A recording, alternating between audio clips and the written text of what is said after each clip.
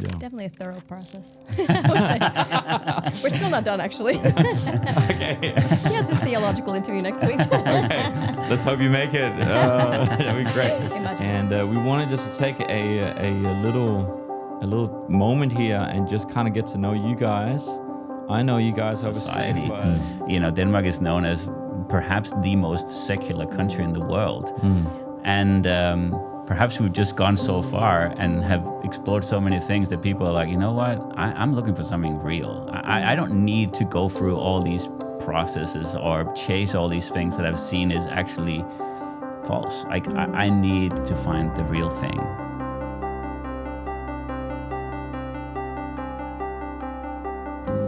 all right. Well, here we are. Yeah. Who would have thought? It's crazy. Well, we wanted to sit down. I guess I'm first saying hi to the camera and to anyone watching because we wanted to have a conversation because we obviously right on the verge of having a transition of leadership at Hillsong Denmark, and from Kat and myself to you guys, which is going to be a great journey. And we wanted just to take a little moment here and just kind of get to know you guys. I know you guys obviously, but we have people in our church that know of you, and maybe when you're around people so long that you're like, yeah, I know them, and then you realize, wait a minute, I never sat down and I've actually talked to them. Yeah. And I guess the bigger church gets, more often that happens, that people are just around. I don't know if you feel like that sometimes when you. I've stopped asking like, "Oh, you new here?" Yeah. They're like, "I've been here for 5 years." So, but hey, Phil and Nina, this is really exciting, and I guess it would be fun just at the outset of just you guys just kind of naming what is going on inside of you right now. We are a few months. I mean, since this is being recorded, we're a few months away. We are in September right now, end of September. And we are looking at a January handover. Yeah. How are we feeling? One word. There's a mix of emotions, Yes. Thomas. Yeah, definitely. We're excited. Very we're excited. about it. We're looking Yeah. forward to it, and we feel like Yeah. God is stirring lots of great things in our hearts. But there's also just a great sense of responsibility, and We know we have big shoes to fill. Yeah. You are very loved in our church. Yeah. And we are very honored that we are stepping into this, but we also know that it's going to be a big job at hand, Yeah, you Big guys shoes to fill. have planted this church and has done an incredible job at it for the last 13 years. Yeah. And just to see what the church has become in all that time is unbelievable. And we really just believe that you guys have been people for such a time as this that has broken through ceilings in Denmark, perhaps glass ceilings in Denmark when it comes to the church. And there's so many stories to be told about what Hillsong is and has done in this country between the different locations and the expansion that has taken place and the growth that's taken place over such a short time. So, we have just a deep respect for you and Kat in the part that you played in that, in leading that charge. We're excited to build on that and to continue that story, to lay the next brick of this incredible house of the church that's being built here in Denmark. I mean, the good news is that we're taking our shoes with us, so that's great. So we will fill our own shoes, and you stepping into your own shoes, which is amazing. I love that. I love the whole idea of for such a time as this, because that's what we generally feel about you guys. That you're here for such a time as this, and Kat and I came with our, I guess, calling and skill set and grace zone. And you guys are now coming with your calling and grace zone and skill set, which I'm super excited about to seeing how that's gonna unfold. I mean, that's exciting. It is. But I mean, when Kat and I, when we first started church, I mean, this is 13 years ago. There was always those. Obviously, Kat's from Australia, I'm from Denmark, and I'd already moved countries once in my life and established, like you guys also have experience. We'll get to that. But there was always that thought of, this could be forever. This could also not be forever. Right. Yeah. And whenever you think about that, I guess the old quote of success is to have a successor. you often think about like, okay, if we were gonna hand it over, who would it be? And I don't know how many years we have thought, man, if it was gonna happen, it needs to be Phil and Nina. Wow. And just like seeing your loyalty, your faithfulness, your heart for people, your organizational skills. Obviously a deep sense of calling, your love for your own family, for each other. The list goes on. I mean, you guys have always been like, man, if ever it could be them, that would be unbelievable.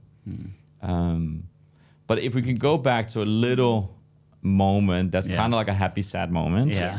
We were having dinner at your place. Yeah. We sat down and we were kind of just chit-chatting. And then I rudely interrupted saying, well, anyways, there's something we want to talk to you about. And then Nina, you said, look, you can talk about anything as long as you're not saying you're moving back to Australia. And then boom, you dropped the ball. We were like, well, about that. Yeah, that's what happened. Yeah. What were the feelings? What were you thinking at that point? Shock. Yeah. It's like, don't even ask. I know what you're going to ask. Don't ask. Yeah.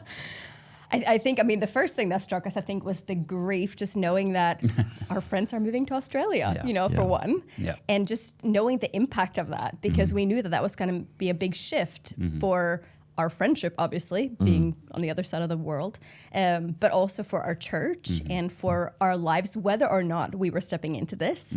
So it just felt very big, it felt huge. It felt huge saying it. Yeah. No, so there You was were that like the first people initial who were like shock. saying it to like properly, like outside of close advisors and, counselors. And you guys were like, okay, after tonight, everything changes. Yes. Yeah. Yeah. Yeah, and I think one of the first things I said was, I didn't. It was a shock that we didn't expect it, but it's also, it's also something that has been in the back of our minds that it could happen one day. I couldn't exclude that from happening. That Kat is from Australia. You guys have a lot of history there. We have a big global church.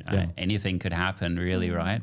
And so it's not something I could exclude. And it's funny that you said you've been thinking about us because, reality is that I always wanted to come and serve in church in a way that, okay, if that actually ever happened, if something ever happened to you guys, or if you ever decided to move, then, man, we would want to help, whatever that looked like. And so we would want to be in a position where we could help.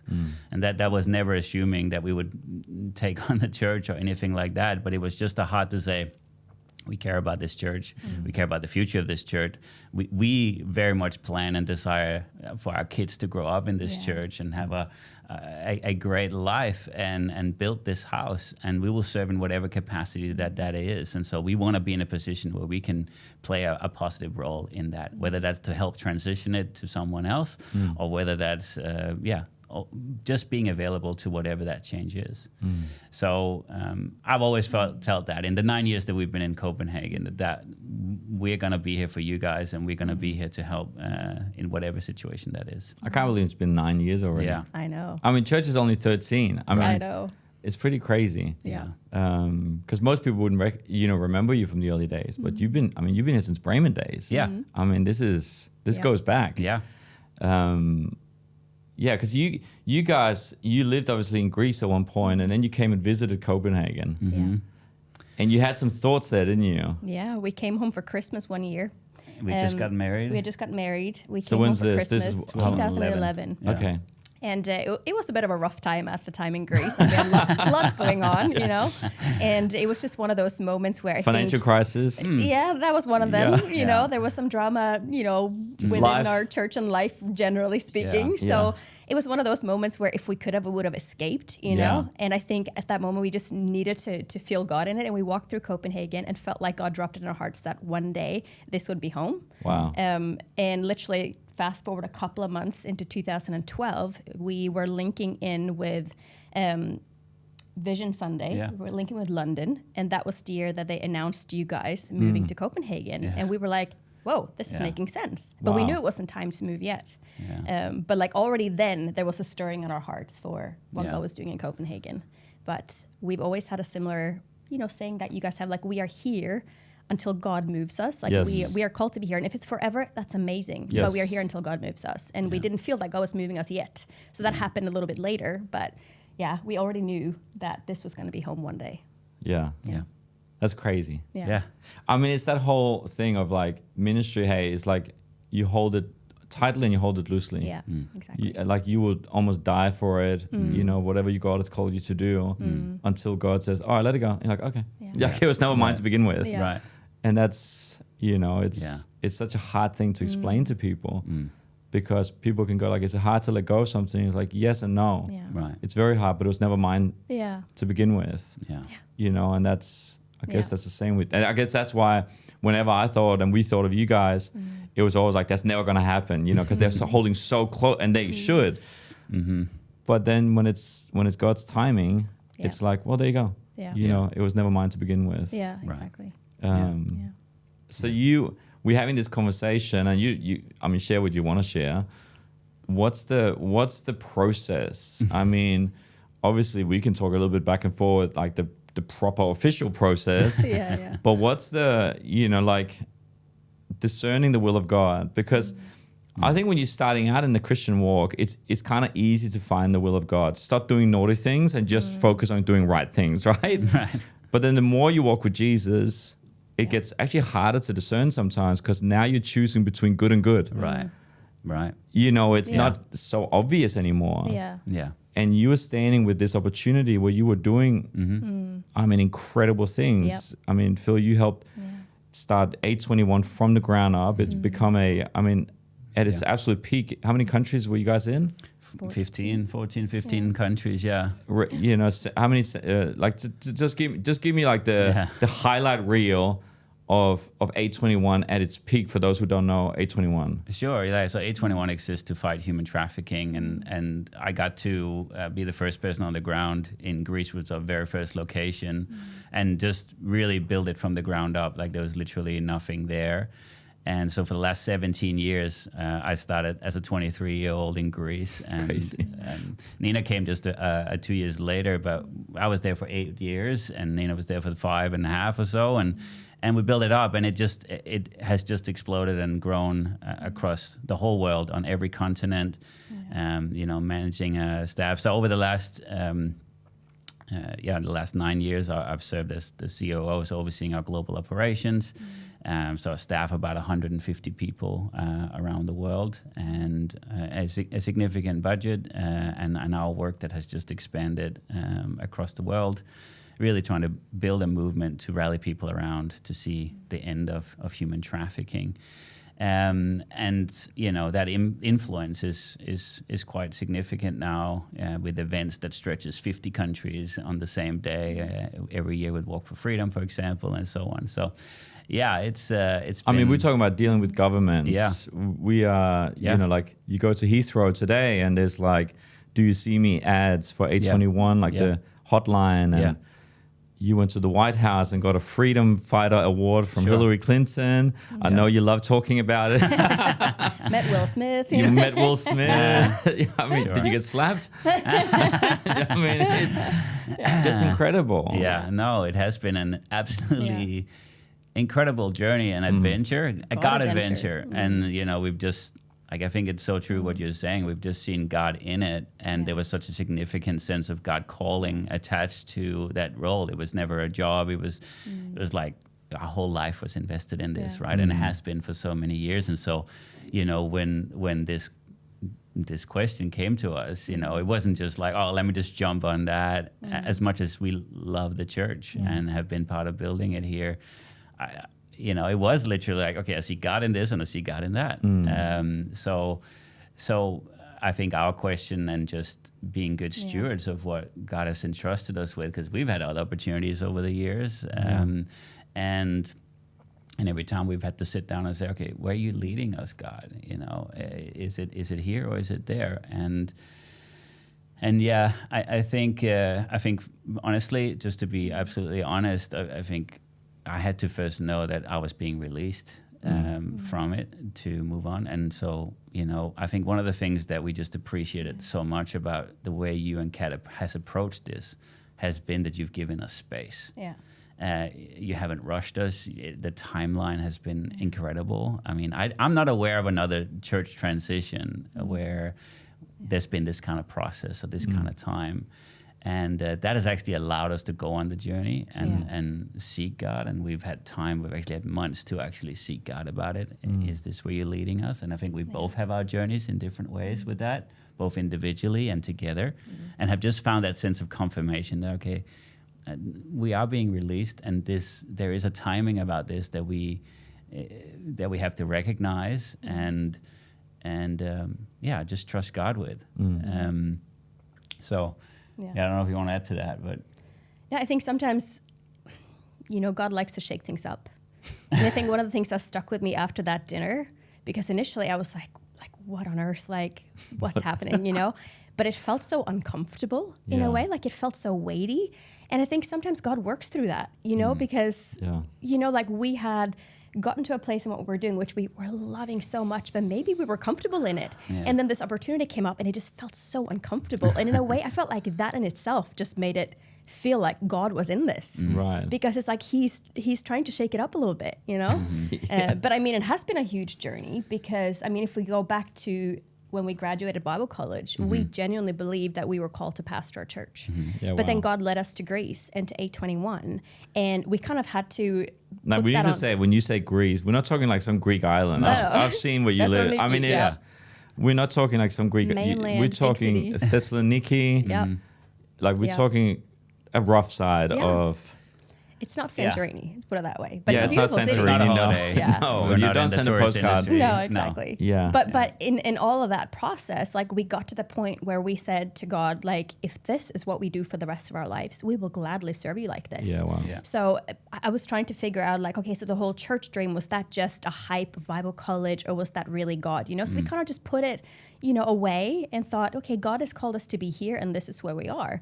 So when that question came up again, it was one of those, whoa, okay, it's coming back again. Like, Right. is this you leading us, God? And if it is, like, that's amazing. But if not, like, show us that too. We need the writing on the wall because we are not doing this unless you're in it. We're not going to do this for our sake. Like, we want you to be the one leading us. And that was a process to get to that conclusion. But when you kind of just look at how God has been working through all the details, it's incredible. Like, now we are sitting here going, like, we cannot deny that this was for sure God, like, preparing every moment and every conversation and just kind of weaving it into, a point because where we were can trying make a to decision. be so, like, clear on saying there is you don't have a responsibility to say yes. As in, there's no pressure on you. Yeah. I mean, this is not like, but who else is going to do it then? Like, because that's not on you. No, of course. Like, and so it had to be a God thing. Yes. It couldn't just be like, well, if it's not us, then, like it.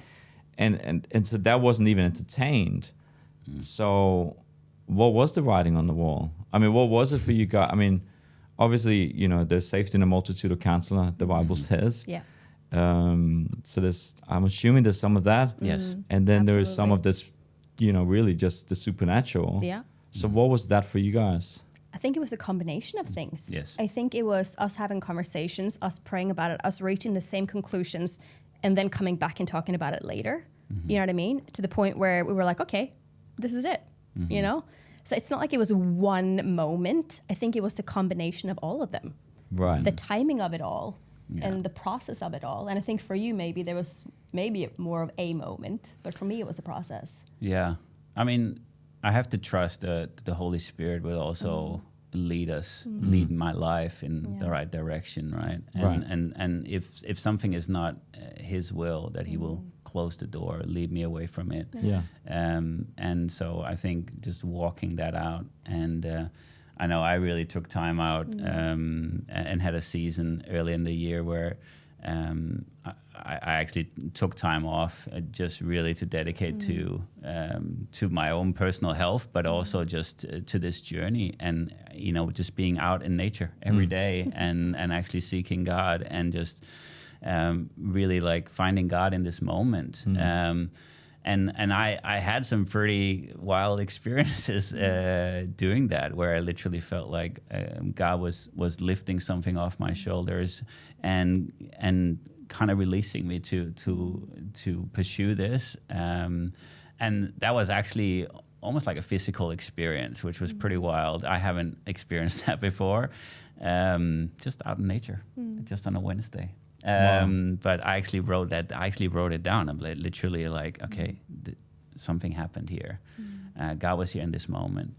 And so, but at the same time, we also, one of the things that really excites me about this is that it's something we're doing together. Yes. And it was so important that God spoke to both of us, that it wasn't going to be one person saying, hey, this is what I want to do, or this is what I believe God is leading us to, but it's something that we come together on. So just, that's an interesting journey as well, to walk that out and not necessarily feeling the peace on the same day, perhaps. Yeah. But like, okay, I'm going to have grace for that, and I'm just going to trust to see, but this is where I'm being led. And we were just kind of checking in with each other over a period of time. And then there was one day we were like, okay, this is it. This is it. We're doing it. We're both there now. God has spoken to us in different ways, and we feel confirmation and we feel peace about this. And so I don't think there's ever going to be this certainty with God. That's why we need faith. Yeah. It's always a step of faith. Whatever the will of God is, whatever calling, call it potential, God calling, leading, there's always an element of faith. And I think what we can say is that we're willing to take that step of faith. Yeah. And who knows what's going to happen? Yeah. We can't predict that, but we are all in. Yeah. We're ready to throw ourselves 100% into this, and there is no plan B. We're going to give our lives for this, and if this is what we're doing for the rest of our lives, and that'll be the greatest honor. That's awesome. I don't know if you want to share it, and you can just say no, and then I haven't cleared it with you. If you say no, then it's a great spoiler for a preaching story one day.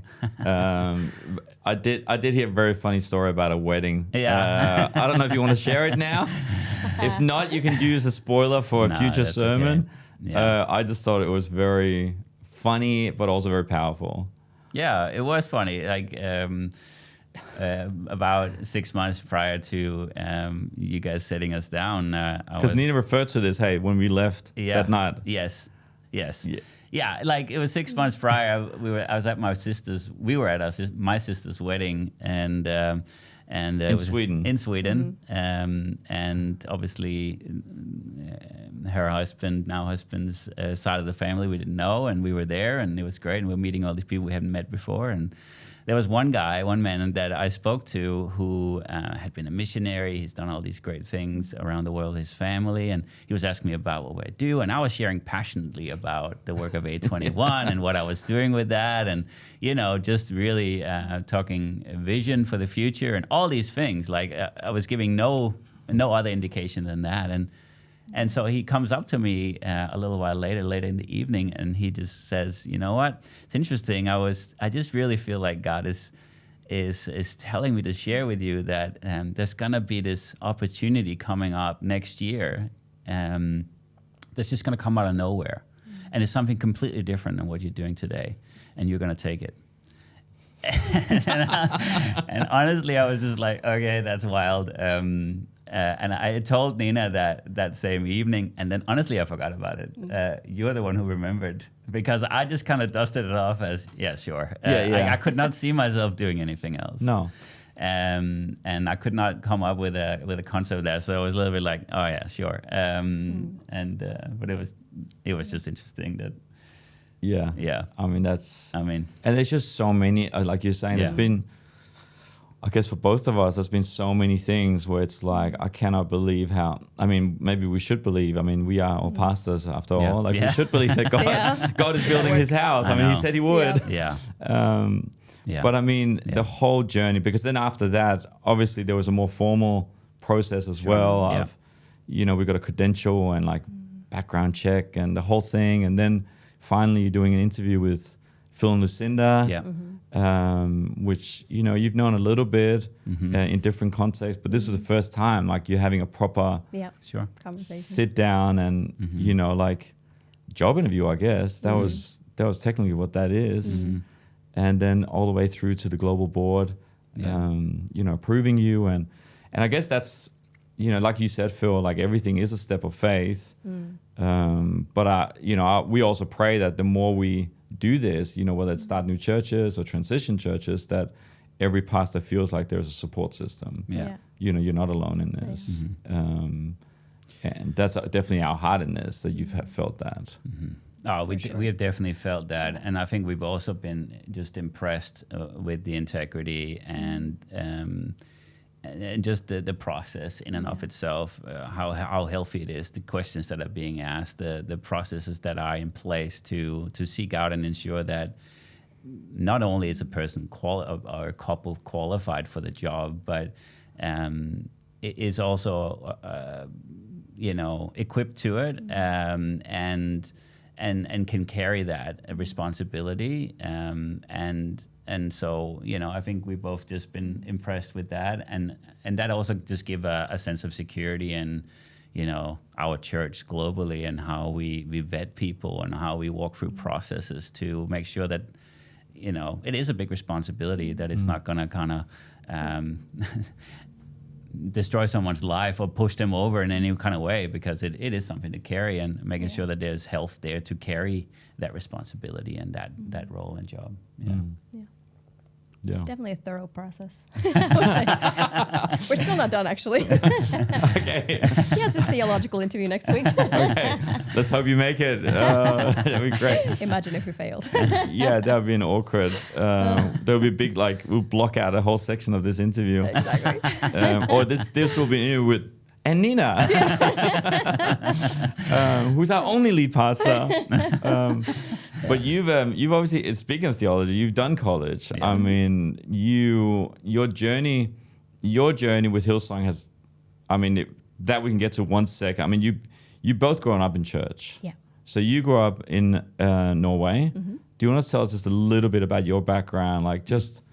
You're from Norway. Mm-hmm. Ålesund? Yep. Grew up in a Christian family, Christian home, beautiful family. My parents, they were part of a church planting team in 1998. I was almost 12. So I have, before that we were sort of church hopping, but very consistently part of Sunday school. But then from that hopping. age. Yeah. Well, I remember a few different Sunday schools, put it that way. Yeah. But then from then on, we were planted in church. So all of my teenage years, from then on, I served in church. And small church plant, you have lots of opportunities. So I was on pretty much every team mentionable, and it's just a great way to grow in faith and learn.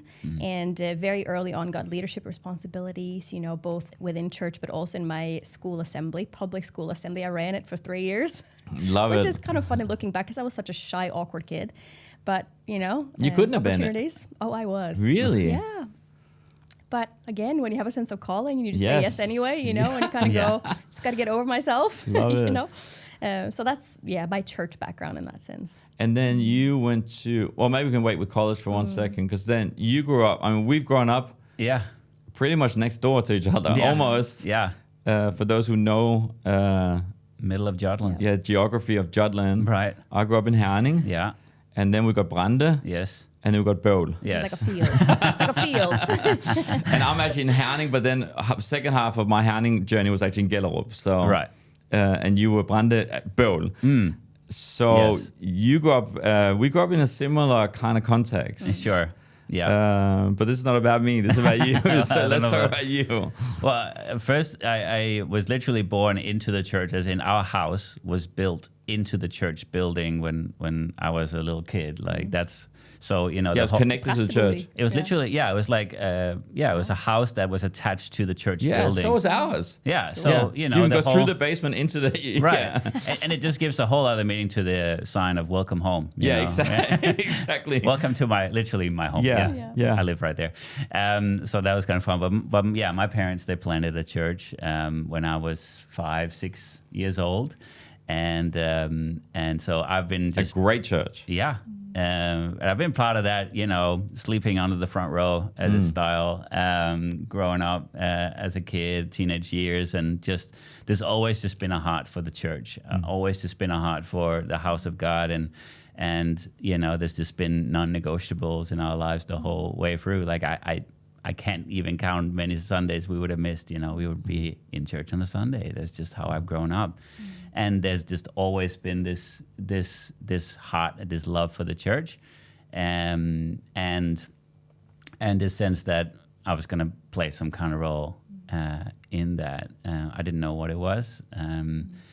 And your dad still does ministry. He does, yeah. Yeah. So we've had him in church actually. Nina Hyldgaard. Yeah. Incredible preacher, evangelist, incredible story, church planter, pioneer. Yeah. All of the above. All of the above. Missionary. Doing amazing things. He has his own. He has his own mission work in Vietnam, where he's planting churches and just doing incredible things. That's awesome for the kingdom. Yeah. And then came Hillsong College for both of you. And so you came first, hey? Yeah, just I think like 6 months before, and I was really inspired by you going there. I think you're the first person I knew within my own kind of sphere of life that went to Hillsong College. Had gone, I think, a couple of years before me, and I knew you were down there, and so it was one of those things that kind of opened my eyes to that idea. And for me, it was just, I had grown up in church. I'd grown up, and many people in the Christian circles knew my dad. And so I'd always just been kind of the son of my parents. I remember being prophesied over as a young person in church. And there was always this part of me that kind of, okay, did I just get picked? And did I just get prophesied because I'm the son of the pastor of the church? And so there was part of me that just actually wanted to explore, okay, who am I actually? What has God actually called me? Or have I just been encouraged? You know what I mean? And so finding that out. And so the idea of just going to the other side of the planet where no one knew me, where I was just Phil, and actually to see, okay, has God put something on my life or not, was really exciting to me. And so that's one of the reasons why I was excited to go. But I was a big Hillsong worship fan. Yeah. I had all the DVDs. Yes. Yep. And the CDs and just the had DVDs. a dream of one day being there. I didn't even know there was Bible college at when that dream began. But then my cousin went to college a couple of years before me, and that's when I was like, oh, there's a Bible college. That's cool, you know. But very much like did not really want to go alone. But in one of those crazy coincidences, I met a girl that had the same dream, so we ended up going together. Wow. And absolutely loved it. Like much like Phil, I'd grown up in a small church, so coming to Sydney and just seeing what the church could look like, you know, like what was possible. It just blew my mind. And I think I definitely went on that journey too of discovering who I am and finding confidence in that, and just realizing that God can use anyone. You know, you don't have to have a special skill or a huge talent. Like He can use anyone to do His work and to build His church. So because you went with a friend too. I did. Phil. The other Phil. I went with Phil. Yeah. And they had a third roommate named Phil. So yeah, we did. Phil, and Phil. All three Phils in college lived in the same house and started in the same semester. It was kind of funny. With the two Danish Phils. Yeah, the two Danish Phils. Who's on our board. That's right. So it's just full circle here. It is pretty funny. I remember we came to college and we didn't know a whole lot about it, and I think we had the same experience of just walking in and just wow. I thought I knew church. I thought I had seen everything. I thought I had experienced everything, but just walking into that place and feeling the presence of God and just seeing what was going on and just the size and the scale of everything and the hearts of the people. I mean, when you walk into an auditorium with 4,000 people worshiping God, that is incredible. And you're like, this is not a conference. 4 times a Sunday or something like that. That's one service on a Sunday out of 3. And you kind of very quickly get behind the scenes of that, and you're just like, wow, there's something special here. Like this is not lights. This is not camera action. This is not about screens. It's not about cool buildings. It's not about great songs. There is a real heart that's driving this, and just a love and a passion for the church that I actually had never seen before, even though I grew up in it. And so I was blown away. And then obviously you were there, and you were in the youth ministry. Yes. Green Tribe. Yeah. Yes. And Green Tribe forever. Green Tribe forever. Yeah. I got to be part of that. And funny story. I remember the first Hillsong conference. that year, where if you're a college student, you're obviously serving. Yes. And, Yes, you are. Yes, you are. and back then, it was different times maybe, but it was awesome. I didn't know what to expect. There was part of me that was like, okay, I'm at Bible college. I'm going to be sitting in on all these sessions, and I'm going to be inspired, and I'm going to be taught the Word of God and all these things. And then it was like the roster came out about serving, and I remember coming up to you, I don't know where this is going. I remember coming up to you, and I had just gotten my roster, right? Yeah. And I came to you, and I was like, man, I've just been rostered onto Night Excellence. And yeah, that is exactly the reaction that I got. And Sounds amazing. It sounds great. And you were like, you laughed, and then you were like, you know what? I could probably get you out of that, but no, you need this experience. Yeah. And I was like, okay. And I'm sorry. I was excited about it until I found out what it was. And It's a lesson in branding. That's what it is. right, exactly. It's all about how you frame things. Because what is Night Excellence? Night excellence means that you're effectively cleaning. You're on the cleaning team in the evening. Yeah, You're at the night. Night excellence. Well, everybody's sleeping. Phil was cleaning toilets. That's Yes. right. It was checking in at 3 p.m. And then it was cleaning the venue, keeping it clean right throughout the afternoon and the evening. And then when everyone had got home, we would clean the entire arena, 20,000 seats. Yes. And then we would finish up around 4 a.m. in the morning. And then we would go home and would sleep. And then we would wake up and we would do the same thing again, kind of 5 or 6 days in a row. But I love it. Was incredible. Like it honestly did something in my life that conference, because this team leader was just like, this is the most important job that you can do at this conference. And they meant it. You know, it's like you're bringing excellence to this conference. You're removing distractions from the Word of God. You know, can you imagine someone walking out for a dirty toilet? You get to be part of bringing excellence to this area. And I was just like, sure. But there was just this moment at this conference where I was at the very top of this arena, at the very back, and there was all these opening doors in there, and I could just hear worship going on there, and just people crying out to God. And I went over and I just peeked in, and there was like this whole entrance on concrete floor was just people on their knees worshiping God. And I just felt like God was like, man, you're part of this. You're part of facilitating this, and it just spoke to me. So this whole idea of just serving and giving your best and building the house of God from every area, it just deeply impacted my life. So I appreciate you for not getting me out of that, because that was a good lesson. We had some good conference after that as well. We did. For sure. I mean, you were part of the youth, and Yeah. you know, we were building youth together for a number of years. Yeah. Which was fun. Yeah. Those were good years.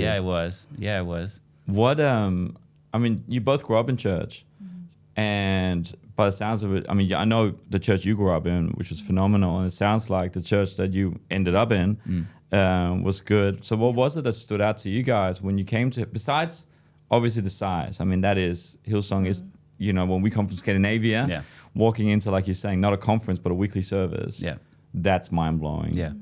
But then, you know, that fades pretty quick, you know, the size of it. And then you go behind the scenes. What was it that you found there that you were like, wow, this is actually very different? And what were those elements? I think there's a few different things. I mean, I had never experienced going to church where people found Jesus every Sunday before I came to Hillsong. Like, I mean, if one person gave their life to Christ in the church growing up, that was revival. You know what I mean? Yeah. But then coming to a church where there was an altar full of people every single Sunday, that blew my mind. I was like, God is doing something here. This is not normal from where I'm from. So that was one part of it for me. But then I think a little bit of what you mentioned. I mean, we got the opportunity to serve and be part of the behind the scenes. And I think regardless of what team I was serving on, because I mean, I was there for 5 years, so I had an opportunity to serve in different areas, you know, be that on a Sunday or at a conference or at a sisterhood event. Every single team leader I had told me that this was the most important job. And they just gave you such purpose in what you were doing. Yeah. So regardless of whether you were stacking chairs or doing kids church or being on the events team or something behind the scenes, you were told the same thing again and again and again. And I also had my moment similar to you where I was serving in kids church on the Sunday where Joyce Meyer was preaching. And I was like, I need to be in the church. All my roommates were in the choir. Yes. I was like, how can I get on choir? You know what I mean? Yeah. So I came in with a salty attitude, you Yeah. know? And then, of course, that was the one Sunday where I had a really difficult child, a 3-year-old that didn't really want to be in kids' church. And if I put this child down, they were just screaming, you know? And I was like so ready to hand this child back. And then the parents didn't show up for pickup. It was the last child. I'm like, I'm going to miss my bus. I still have to vacuum. Then the mom comes with tears in her eyes. And she was like, thank you so much for not calling us out to pick him up. I know he was difficult, but because of you, my husband gave his life to Jesus today. Wow. And it kind of just like it was just heavy, like, oh my gosh, like, wow. Like I had a salty attitude and somebody met Jesus. Like there's a purpose in everything we do here, you know? And it just felt like, okay, I can be part of this. Like the part I play, it may not be the most important role, but it is a part. Yes. And how incredible that I got to be part of, like a link in the chain leading to that man giving his life to Jesus. Yeah. You know, like I don't know how many years that this woman had prayed for her husband, but this was the Sunday that he came.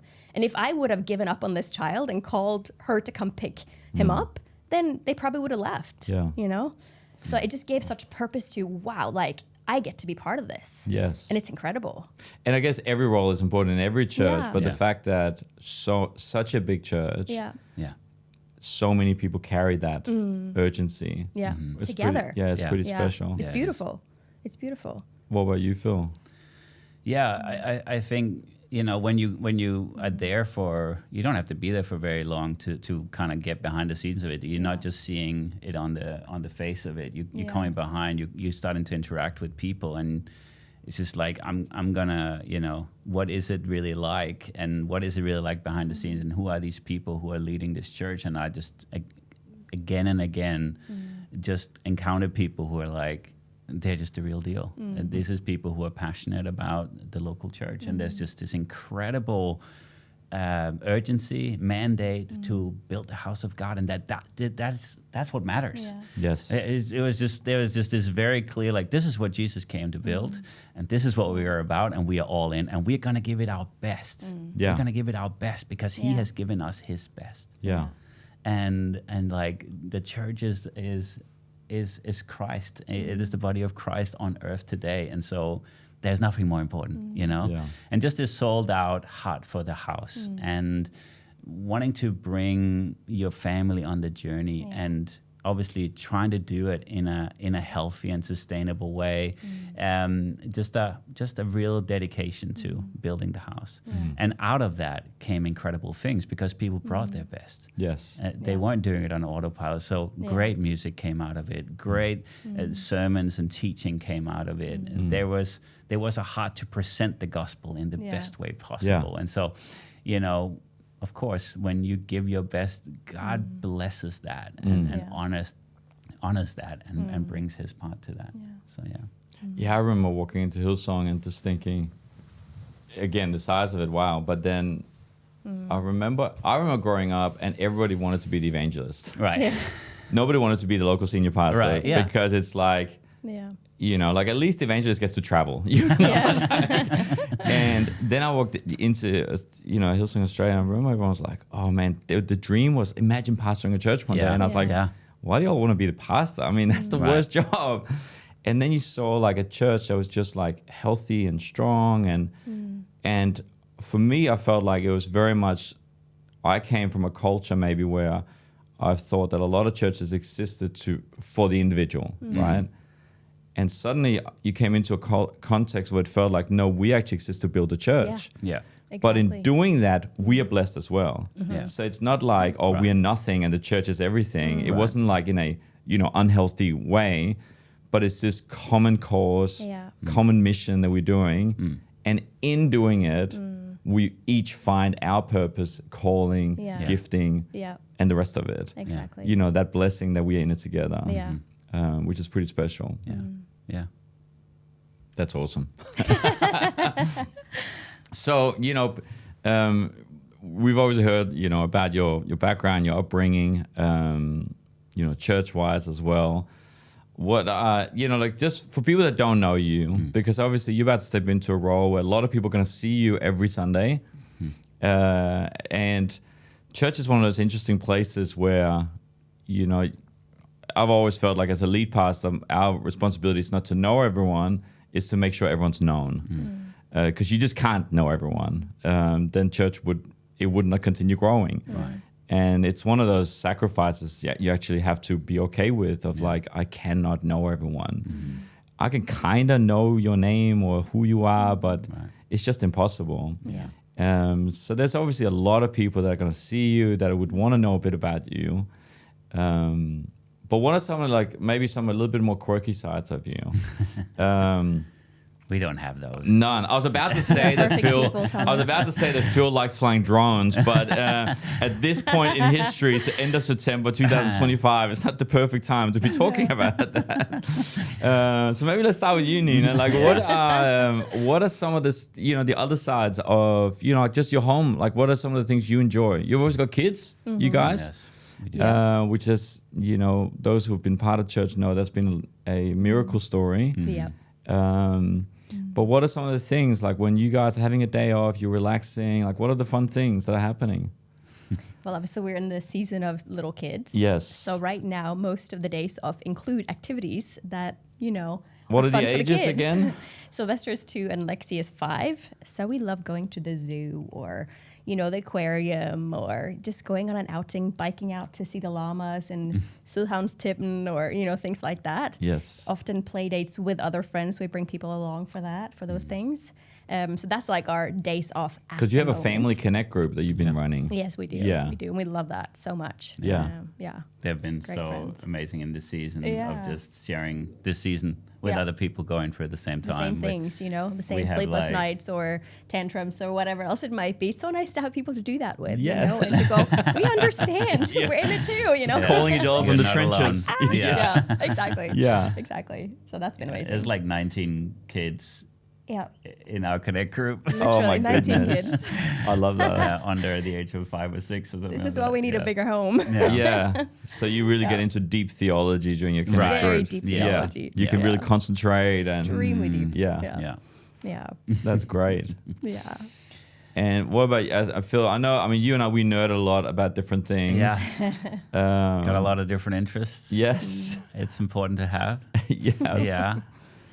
No, we all. I think I'm a bit of a nerd in many ways. I love lots of things. I think it's really healthy to have hobbies and interests that are completely different from what you're doing every day. Yeah. That you can just you can also switch off from. So, but yeah, love my kids, and and that's it. Get on the He loves record. space. He Yeah, loves just get it space. on. Love Right. space. And he loves talking about space late at night when Yeah. I'm very tired. Yes. Do you enjoy that? I really enjoy that. Yeah. Do you find it fascinating, or you just kind of like it's cute that you find it fascinating? Yeah, a little bit like Yeah. Patronizing. A little bit. it depends on what time it is and Right. Yeah. how much sleep we got last night. Right. Yeah. No, I grew up. It's been interesting. I grew up on the countryside, like really countryside. Like there are bike lanes in Copenhagen that are wider than the road that I grew up on. That's not even a joke. No. Wow. And my parents still live there. Is this and- Bøl? Yeah. Yeah. This is out there in the sticks. I mean, it's not even in a village. It's just a road. Okay. Yeah. There are more tractors passing the house than cars. How many houses are there in Bøl? Like how many people live there?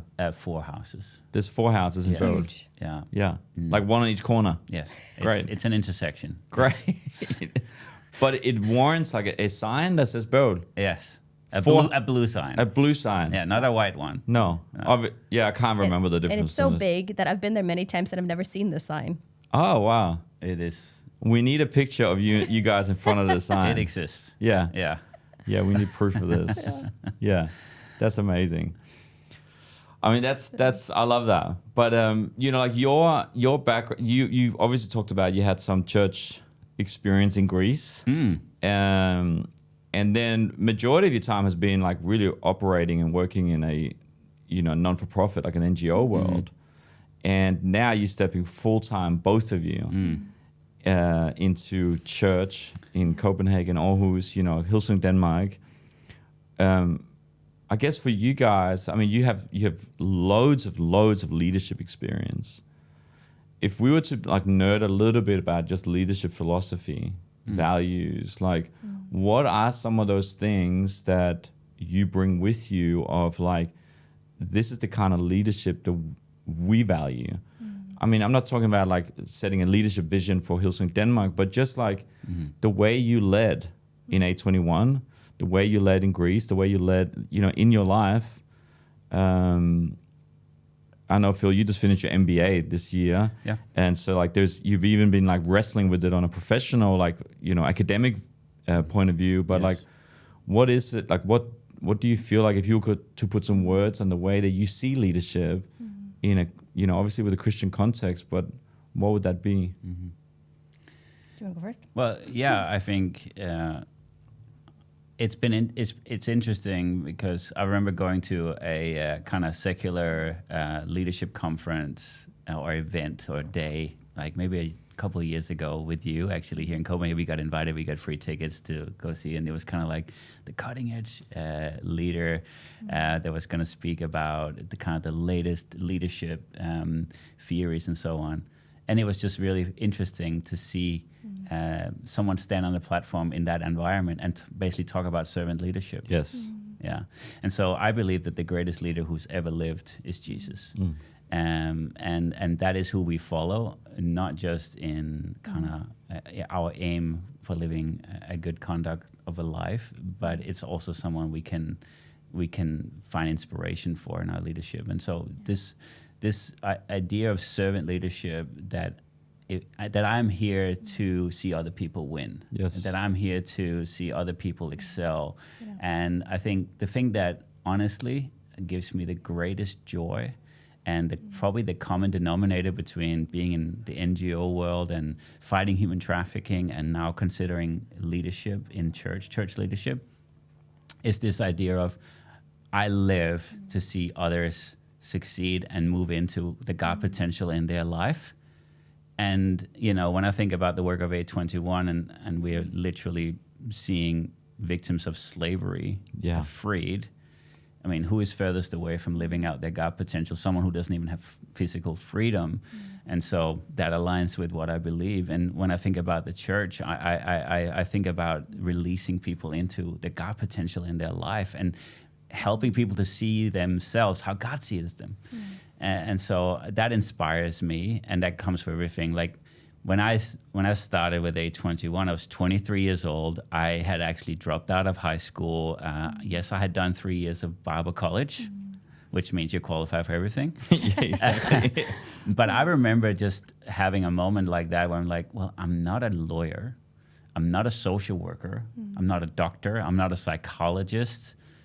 What can I do in this, And I was just reminded, like, well, you're not called to be any of those things, but that doesn't mean you can't lead them. That doesn't mean you can't gather a team of those people and see them succeed in those roles. And so that's what I've been doing over all these years. It has not been trying to say, I know everything, or I can do it all, or I have it in my own strength, but saying, okay, for whatever reason, I have been given this. Now, how can I be faithful with what is in my hand and give my very best to what I have been given in my hands? And serve others to see them excel. You know what? Things will grow that way. Yeah, that's my experience. I love that. I love it because I think sometimes you can feel like when you're the leader, when you're either out of insecurity or pride, you can feel like you need the answer for everything. And especially if there's a little bit of success. Yeah. You see it all the time. You see business people that are successful in business, suddenly they're expert on politics or marriage. And it's like, dude, just stay in your lane. It doesn't mean that some people can't have an opinion about things, but sometimes we can almost feel like success in one area warrants, me having a voice in another area. And that's just it. You might have a voice, right? But they might not be related at all. Yeah. And so I love the idea that the greatest leaders are those who I guess, gather with the greatest people around you. Yeah. It's not necessarily you have to have the answer to everything, but just creating I guess, an environment where people can flourish. Yeah. And you got to believe that God is with you, and that gives you confidence, not necessarily confidence always. Nina was sharing earlier how, sometimes God loves to shake things up a bit. Yeah. And I feel that way right now, where it's just like, okay, I have gained a certain level of experience in the role that I currently have and the what we're doing. Yep. I see church leadership as like the final boss of leadership. In many ways, there is some really unique throwback parts. to all the games that we played. Right. Yes, we didn't get to that, but there is just, it's such a unique role. Yeah, it is. Church leadership. Yeah. There's some dynamics that you will not find in anything else, in the corporate world, in the NGO world, in whatever, where you're carrying so many different dynamics of involvement of people, and it's very deep. It is very profound, and so just.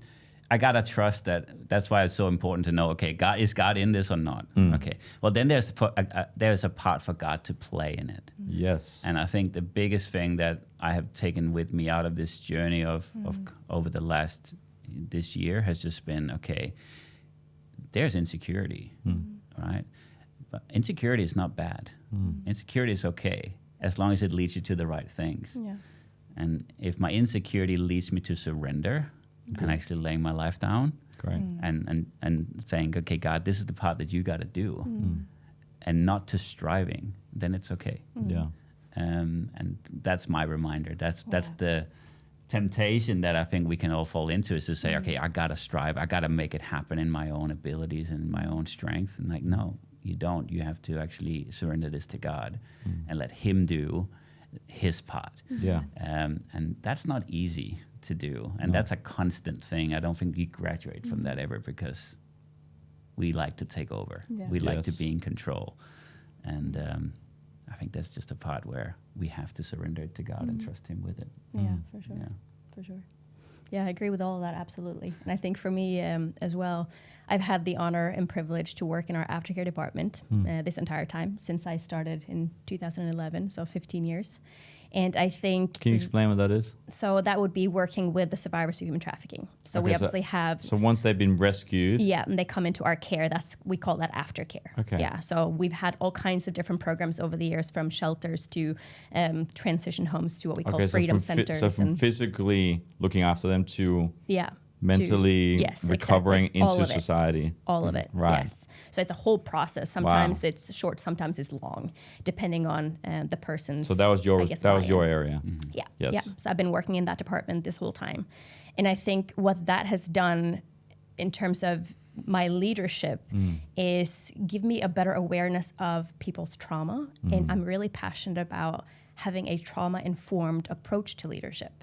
Because I'm not saying that every person we're going to lead or every person in our church has a trauma, but everybody has a backstory. Yes. And when somebody comes to you, whether that is for a conversation or somebody serving in your team, and there might be an emotional outburst or there might be a moment of some sort where it's easy to slap a label on that and go, oh, they're having an attitude, or they're having, whatever, a moment, or they're living in sin, or whatever it might be, you know what I mean? But being trauma-informed would be to go a little bit deeper than that and go, there's a story here that we've got to investigate first, and to meet that person where they're at, instead of meeting them with a, this is the system, this is the rules, this is whatever, you know what I mean? So that's something I've become very passionate about, and I think something that's needed in church.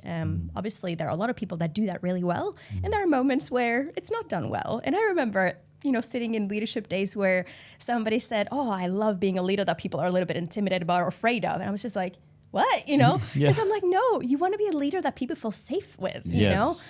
Somebody who feel like, I can approach that person with my stuff, And I think that's something that we're both passionate about, that people can feel comfortable just being who they are, with their stuff and with their baggage. That it's okay not to be okay. Yeah, exactly. Yeah. Exactly. Yeah, I love that. Let's do the journey together. And I love that saying that you have, like, nobody fights alone. And that is so true. We want to continue building that. Yeah. Yeah. Yeah, I mean, church leadership is such an interesting dynamic, like you both say, like it's, because in one side, like you're not supposed to do everything, but at the same time, you're also responsible for just everything from that can almost be considered business in terms of the governance side of church with finances and compliance and that whole side, and you're leading staff and all the way to the soft values, theology and pastoral care and then the people you're dealing with, you know, whether it's staff or non-staff or volunteers, you know, no matter how the dynamic is, Sunday always comes around and you're preaching to them and you're serving them. And so it's a very, it is a unique job to have. Yeah, it is. But what an adventure it is. Yeah. Yeah. Absolutely. And an honor. Yeah. Yeah. All those things. And I think just like what we've grown up in, I think we really recognize. I think we can have romanticized images of different roles. Yeah. I think I find us really fortunate in that we've seen the different sides of this. We've obviously followed you guys. We've followed our parents, our upbringing and everything. And I feel like we're stepping into this with a really healthy expectation and a really healthy perspective on it, where we recognize the blessing, we recognize the opportunity, but we also recognize the responsibility, the burden, some of the challenges that we inevitably are going to be navigating, and where we know we don't have it in ourselves to do it, and that's okay. That's going to be that we're going to be able to, people around us. We're going to have great counsel. We have an incredible board as a church. I know that you're going to stay on that board, which we're really grateful for, and just also that we can have a really healthy transition here, and then God's got to do His part in this. Yeah. No, I like that. I like that you have a, like that. I guess, I mean, we don't have to get into the details of it, but like we've all had, I think we've seen the good and the bad of leadership. Not that necessarily leaders have done bad stuff, but more just the weight of leadership, the cost of leadership, and the toll that it can have on people we love. And we've seen that. And we've felt that growing up as well. If you've grown up, especially if you've grown up as pastors' kids, you've got people like whether you're related to them or just close family members or close friends where you're like, man, like it's kind of like no one really did anything wrong, but it's kind of just like it's just understanding. Okay, there is a side to this that you just got to be aware of, and then just make sure that you've got the parameters in place to put boundaries in place and put healthy, parameters in place to protect your family, to protect your own mental health, your mind. Sure. There's so many, so I love the caution in this, right? That it's not just like, oh yeah, let's go, it's easy. God's got it. It's like, yeah, He's got it, but it is a partnership. Yeah. Yeah. I love that, and I think it's important, and I think it was an honor when you asked if I would stay on the board, because it's. Our heart in this is that you guys will flourish in this. We have every intention of supporting in any way we can. I mean, this is, we believe that the best days of Hillsong Denmark are ahead of us. Amen. And I guess, without like giving a big vision speech, because the time will come for that. Sure. But when you're looking at Denmark, Scandinavia, like when you are looking at what's happening, what are you seeing? Like, what are you sensing? Like, whether it's church related or just society, like, what are you seeing? I guess you've been walking the streets now, looking at everything and everyone a little bit different the last month than maybe before. But what's kind of stirring in you guys about the city and the country? I think it's so cool to see just how many people are finding Jesus at the moment. And when you hear their story, it's not necessarily because they came from a Christian background and walked away and now they're coming back. It's like people that have never had a faith background that are finding Jesus in the oddest of moments, you know, where God is just like moving, you know. So I think we are living at a very special time where God is doing something in his church in Denmark. And that's incredible that we get to be part of that. You know, what an honor. So I'm so like humbled by that we get to play a part in it in a way. And also, I guess it is uncertain times, and more people are like, because of the uncertainty, seeking safety in something. I think faith, it has an element of that, you know? So I think we are experiencing that too, that people are looking for safety and finding it in church, or coming to church, or seeking out church. Which is also awesome to do. Yeah, I couldn't agree more. And I've just across summer here, you know, being at baptisms on the beach, it's been just incredible to see people just taking a stand for faith. And I was just someone who told me the other day, like, it's almost like, especially with young people now, it's almost like it's rebellious to have faith.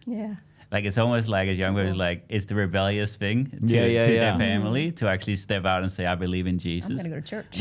Which is awesome. I love that idea. You know, we live in such a post-Christianity, post-religious society. You know, Denmark is known as perhaps the most secular country in the world. And perhaps we've just gone so far and have explored so many things that people are like, you know what, I'm looking for something real. I don't need to go through all these processes or chase all these things that I've seen is actually false. Like, I need to find the real thing. And I actually want to go back to some truth, to some fundamental truths about that I can hold on to, I can build my life on. And you know, I think there's just a special time where God is moving in our country, and we just want to be a church that reflects our cities and that serves our cities, that makes our cities and our country better for being here, and so we are just super passionate to continue building this church. That is a church that everyone will recognize years down the road from now. But of course, we're going to bring, by default, we're going to bring our personalities into that and our leadership style and everything else into it. But you'll recognize this church. But we're gonna continue to build the next chapter of it, write the next chapter of it, and we're just passionate about building a church that everyone is part of and that we're building together. This is generational church. Yes, everybody can find their place in the family. Yes. Finding a sense of purpose, a sense of that there's communities to belong to if you want to, there's the opportunities for discipleship that leads people towards Jesus, and seeing their life flourish as a result of that. So we're so excited to get into that, and we will talk more about that when the time is there. But we really feel like God is stirring something special in our hearts, and I'm just excited for that. And in church in general, I mean, a Sunday service at the moment, I feel like it's off the charts every single Sunday. And yes, the team are doing their best to bring their excellence, but God is there, you know, like in every element of the service. And that's been so incredible. So God is moving, not just outside church, but in church as well. There's great momentum, and what an honor to... It's incredible to see how you and Kat has led through this season, and just the momentum that's there now. We really feel like we're stepping in at like the most incredible time. We're so grateful for that. You are. Like, it's, man, like I'm, you know, we're all just so excited to see this next chapter of the church, you know, and, you know, to see what God's going to do. And like you're saying, like before, when you talked about Hillsong Australia, you know, just your little piece in the chain, you know, we're just part of this long, you know, just this long story going all the way back to the apostles and Jesus, you know, just... putting another brick in the wall, put another brick in this house, and now it's, you know, your turn to be part of this and take the you know, hold a banner for a season, and we're just so excited about it. And by the time this video drops, like, we'll be closer to Mission Sunday, and it's going to be exciting about everything that God's got in this next chapter. So we're excited. We're here for you. We're your biggest cheerleaders. And we cannot wait to come back on a regular basis and see everything that God is doing. Please do. Can't wait to have you on a regular basis. Yes. No, we can't wait. So amazing. Yeah. Hey, thanks for the chat, guys. We love you guys. Thank you. Likewise, Let's love go. Yeah, let's go. Let's go. Let's do it. Amazing.